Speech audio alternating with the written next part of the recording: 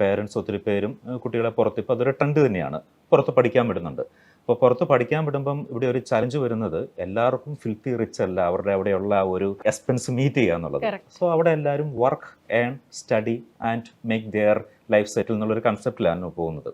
അപ്പോൾ ഈ വർക്ക് ചെയ്യാനായിട്ട് ഏറ്റവും എളുപ്പവും അത്യാവശ്യം നല്ല പേയും കിട്ടുന്ന ഒരു സെക്ടറാണ് ഏജ് കെയർ സെക്ടർ. അപ്പോൾ അതുകൊണ്ട് തന്നെ ഇവിടെ വരുന്ന കുട്ടികൾക്കും അതിനെപ്പറ്റി നല്ല ഗ്രാഹ്യമുണ്ട്. അപ്പോൾ അവർ ഈ കോഴ്സ് പഠിച്ച് കഴിയുമ്പോഴത്തേനും അവർക്ക് അവിടെ പാർട്ട് ടൈം ജോലി കിട്ടാനായിട്ട് ഇത് വളരെ സെക്യൂർഡ് ആയിട്ടും, പിന്നെ ഈ പേയ്മെന്റ് സ്കീം, അതായത് ഏത് രാജ്യത്ത് പോയാലും തന്നെ മജോറിറ്റി 20 to 24 ആണ് അവർക്ക് പെർ വീക്ക് വർക്ക് ചെയ്യാനുള്ള ഒരു ഓപ്ഷൻ ഉള്ളത്. ചില റിലാക്സേഷൻ ചില ടൈമിൽ കൊടുത്തിട്ടുണ്ട്, ബട്ട് അതെല്ലാം ഇപ്പോൾ ഏകദേശം ഒരു റേഞ്ചിലാണ്. അപ്പോൾ ഈ ഒരു പർട്ടിക്കുലർ ടൈമിൽ maximum amount of dollar secure ചെയ്യുക എന്നുള്ളതായിരിക്കും എല്ലാ കുട്ടികളും നോക്കുന്നത്. അപ്പോൾ ഒരു സ്കിൽഡ് കോഴ്സ് ആണെങ്കിൽ it is very easy to get a job. ആ ജോബിന് സെക്യൂരിറ്റി ഉണ്ടായിരിക്കും and income also is much higher than an ordinary job.